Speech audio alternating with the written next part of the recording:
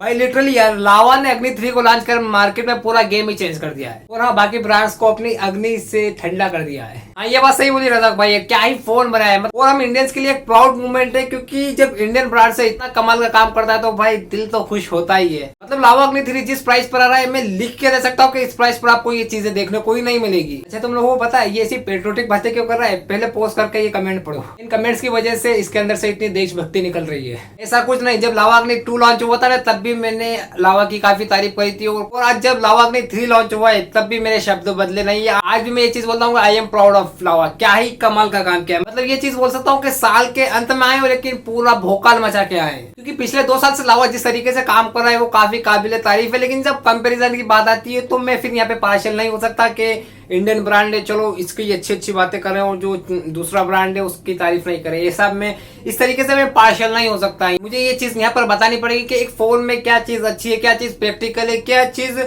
Users को एक sense बनाने वाली है। कंपैरिजन में उन सारी बातों को मैं डिटेल में डिस्कस करता हूँ। और रही बात ये कमेंट में मुझे देशभक्ति सिखाने वाले लोगों को, उनको भी बस मैं यही बोलूंगा कि आप कमेंट करके अपना प्यार बरसाते रहिए और मैं तो ऐसे ही काम करूंगा। तो चलिए आज के रंगारंग कार्यक्रम को शुरू करते हैं। एक तरफ हमारे पास लावा अग्नि 3, दूसरी तरफ है iQOO का Z9s Pro। और आज इन दोनों फोन का इन डेप्थ कंपैरिजन करेंगे और मैं आज आपको बताऊंगा कि वो कौन सा फोन है जो आपके लिए एक सही चॉइस हो सकता है। तो चलिए शुरू करते हैं। और अगर मैं डिजाइन की बात करूं तो ये है लावा अग्नि 3 और ये है दोस्तों iQOO Z9s Pro। और अगर मेरे पर्सनल ओपिनियन की बात करूं तो मुझे वीगन लेदर के साथ iQOO Z9s Pro ज्यादा अच्छा लग रहा है, ज्यादा प्रीमियम फील होता है। अगर आप हाथ में होल्ड करोगे तो ये एक प्रीमियम टच जरूर देगा। इनफैक्ट अगर आप हाथ में लोगे तो ये आपको हल्का फील होगा क्योंकि ये 187 ग्राम वेट के साथ आपको देखने को मिलेगा, जबकि जो लावा अग्नि 3 है वो आपको 214 ग्राम वेट के साथ देखने को मिलेगा। तो ये आपको हैवी फील होगा, मतलब अगर जेब में रखा है तो पता रहेगा कि फोन रखा हुआ है। खैर इसके भारी होने के 2 रीजन है, एक तो बैक साइड पर आपको ग्लास बैक देखने को मिलता है, दूसरा यहाँ पर आपको जो बड़ा सा कैमरा मॉड्यूल दिया गया है वहाँ पर आपको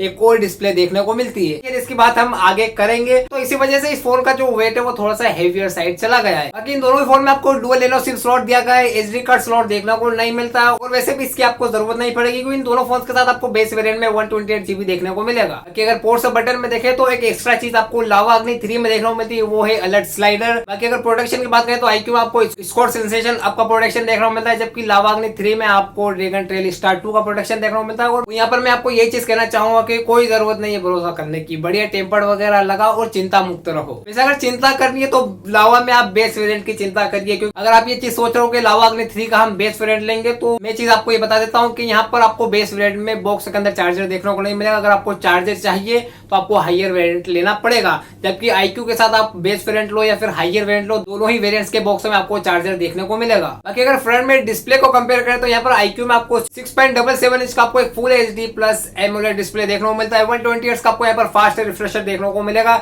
एंड 4500 निट्स का आपको यहाँ पर पीक ब्राइटनेस देखने को मिलती है। वही अगर मैं अग्नि 3 के डिस्प्ले की बात करूं तो यहाँ पर आपको 6.78 इंच का 1.5 के रेजोल्यूशन के साथ आपको एक एमोलेड डिस्प्ले देखने को मिलता है, 120 हर्ट्ज का आपको फास्ट रिफ्रेशर देखने को मिलने वाला है और 1200 निट्स का आपको यहाँ पर पीक ब्राइटनेस देखने को मिलेगी। तो इनफ ब्राइटनेस भी आपको यहाँ पर लावा ने दी है। फिर iQOO और लावा की डिस्प्ले को कंपेयर करें तो यहाँ पर मैं चीजें आपको क्लियर कर देता हूँ कि iQOO में आपको फुल HD प्लस रेजोल्यूशन दिया गया है, जो लावा है वहाँ पर आपको 1.5 के रेजोल्यूशन देखने को मिलता है। तो ये एक बड़ा अपग्रेड आपको देखने को मिलेगा, शार्पर डिस्प्ले देखने को मिलेगी लावा अग्नि 3 की। बाकी दोनों ही डिस्प्ले कर्व है, ऐसा नहीं कि एक फ्लैट है या फिर दूसरी कर्व है, दोनों ही कर्व डिस्प्ले आपको देखने को मिलती है। बट लावा में आपको जैसे मैंने बोला कि एक और डिस्प्ले आपको देखने को मिलती है जो कि पीछे की साइड पे 1.72 इंच का एक एमोलेड डिस्प्ले देखने को मिलता है, जहाँ पर वॉल्यूम कम ज्यादा कर सकते हो, टच स्क्रीन है, नोटिफिकेशन को देखना है तो वो दे सकते हो। और ये सारी चीजें तो ठीक है, लेकिन आप इस डिस्प्ले में रियर कैमरे को ही ऐसे सेल्फी यूज कर सकते हो। ये काफी कमाल की चीज है, जो आपको फ्लिप या फोल्ड में देखने को मिलता है ना वैसा ही कुछ आपको यहाँ पर देखने को मिलेगा। तो आपको सेल्फी कैमरा का यूज करने की जरूरत नहीं पड़ेगी, आप रियर सेंसर या फिर अल्ट्रावाइड से ही सेल्फी वगैरह ले सकते हो। बाकी अगर अलर्ट स्लाइडर की बात करें तो वहां पर आपको कस्टमाइजेशन देखने को मिल जाते हैं। क्योंकि डिजाइन भले ही मुझे iQOO का पसंद आया था, लेकिन डिस्प्ले मुझे लावा का ही पसंद आ रहा है, क्योंकि यहाँ पर आपको 1.5 का रेजोल्यूशन देखने को मिल जाता है और एक एक्स्ट्रा डिस्प्ले दी गई है जो कि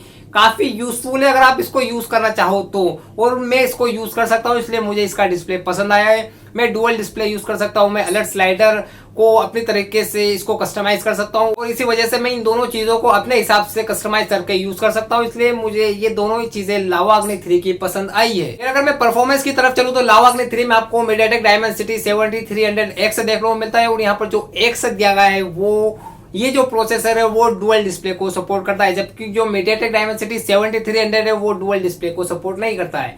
तो इसी वजह से यहाँ पर 7300X को यूज किया गया है। बाकी अगर इसके AnTuTu स्कोर्स की बात करें तो यहाँ पर आपको 6,80,000 के स्कोर से देखने को मिलते हैं। वहीं पर अगर मैं IQ की बात करूं तो यहाँ पर आपको Qualcomm Snapdragon 7 Gen 3 देखने को मिलता है, जो कि 8 लाख के करीब स्कोर्स आपको दे रहा है। अब देखो स्कोर्स में भले ही IQ ज्यादा है, लेकिन जब रैम और स्टोरेज की बात आती है तब थोड़ा सा डिफरेंस देखने को मिलेगा, तब थोड़े से चीजें आपको देखने को मिलेगी, थोड़ा सा डिफरेंस क्रिएट होगा। जैसे कि यहाँ पर IQ में आपको LPDDR4X रैम और UFS 2.2 देखने को मिलता है। वहीं पर लावा के अग्नि 3 में आपको LPDDR5 रैम और UFS 3.1 देखने को मिलता है। तो जैसा कि रजाक भाई ने बोला था कि अग्नि 3 ने अपनी अग्नि से बाकी ब्रांड्स को ठंडा कर दिया है, वो सच है, क्योंकि जिस प्राइस पर LPDDR5 और UFS 3.1 देखने को मिल रहा है, किसी ब्रांड का फोन आपको ये चीज प्रोवाइड नहीं कर रहा है। खैर अगर परफॉर्मेंस की बात करें तो इन दोनों ही फोन से आप आपके डे टू डे लाइफ के टास्क, नॉर्मल टास्क बड़े आसानी से बड़े अच्छे से कर सकते हो। वहीं अगर गेमिंग की बात करें तो 60 FPS पर दोनों ही फोन में गेमिंग संभव है, गेमिंग आराम से तुम लोग यहाँ पे कर सकते हो। वहीं अगर मैं सॉफ्टवेयर की तरफ चलूँ तो जैसे कि आपको पता है IQ में आपको फन टच OS देखने को मिलता है, जहाँ पर आपको 2 इयर्स के मेजर अपडेट एंड 4 इयर्स के सिक्योरिटी अपडेट से देखने को मिलते हैं। और आपको ये चीज भी पता होगा फन टच OS से ब्लूटूथ एड्स का भंडार भर भर के ब्लूटूथ एड्स से देखने को मिलते हैं, एड्स वगैरह देखने को मिलते हैं।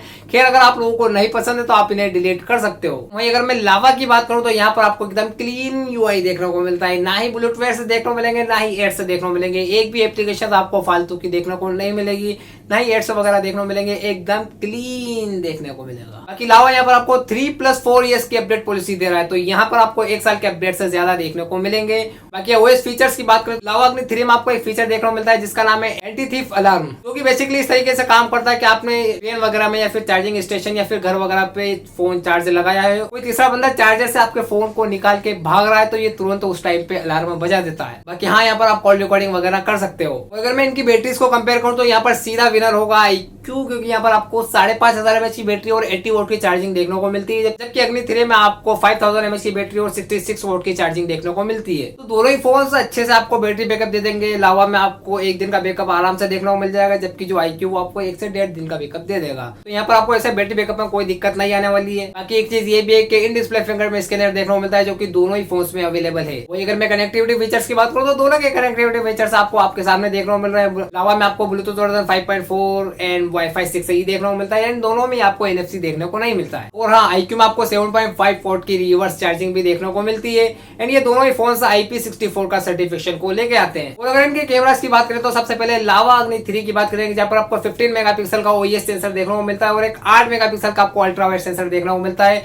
और एक और सेंसर आपको देखने को मिलेगा जो कि 8 मेगापिक्सल का टेलीफोटो लेंस है, जो कि 3x ऑप्टिकल जूम कर सकता है। मतलब दो ही फोन है इस प्राइस पर, एक तो मोटो H50 Neo है जो कि 3x ऑप्टिकल जूम दे रहा है, और एक लावा अग्नि 3 है जो कि आपको टेलीफोटो 3x ऑप्टिकल जूम दे रहा है। इसके अलावा कोई फोन नहीं है इस प्राइस पर जो आपको एक डेडिकेटेड टेलीफोटो लेंस दे रहा है। तो ये काफी कमाल की चीज लावा की तरफ से आपको कैमरा सेटअप के अंदर देखने को मिलती है। बाकी यहाँ पर आपको 16 मेगापिक्सल का सेल्फी सेंसर देखने को मिलता है। वहीं अगर मैं IQ के कैमरा सेटअप की बात करूँ तो यहाँ पर आपको 15 मेगापिक्सल का OIS सेंसर देखने को मिलता है, 8 मेगापिक्सल का आपको अल्ट्रा वाइड सेंसर देखने को मिलता है, टेलीफोटो लेंस वगैरह यहाँ पर देखने को नहीं मिलता है। बाकी यहाँ पर भी आपको सेम 16 मेगापिक्सल का सेल्फी सेंसर देखने को मिलता है, और इन दोनों फोन से आप रियर से 4K 30 FPS पर वीडियो रिकॉर्ड कर सकते हो। तो फोटोज दिखाने से पहले subscribe our channel and like button पर क्लिक करके जरूर जाइएगा। तो आगे बढ़ने से पहले मैं आपको चीजें क्लियर कर देता हूँ कि लावा ने नो डाउट काफी कमाल का काम किया है। मतलब जिस प्राइस पर ये फोन आ रहा है आपको चीजें काफी हद तक काफी बढ़िया देखने को मिल जाती है। जैसे अगर मैं इसकी प्राइस को 22,000 के करीब भी पकड़ लूं तो इस प्राइस पर आपको टेलीफोटो लेंस देखने को मिल रहा है। दूसरी दो अलग यूनिक चीजें देखने को मिल रही है, एक अलर्ट स्लाइडर और एक है आपको पीछे के साइड में डुअल जो डिस्प्ले दी गई है 1.72 इंच की। तो ये काफी कमाल की चीज लावा की तरफ से आपको देखने को मिल रही है। बट हाँ, मैं आपको ये चीज जरूर बोल सकता हूँ कि कैमरा में आपको चीजें टॉप नॉच देखने को नहीं मिलेगी।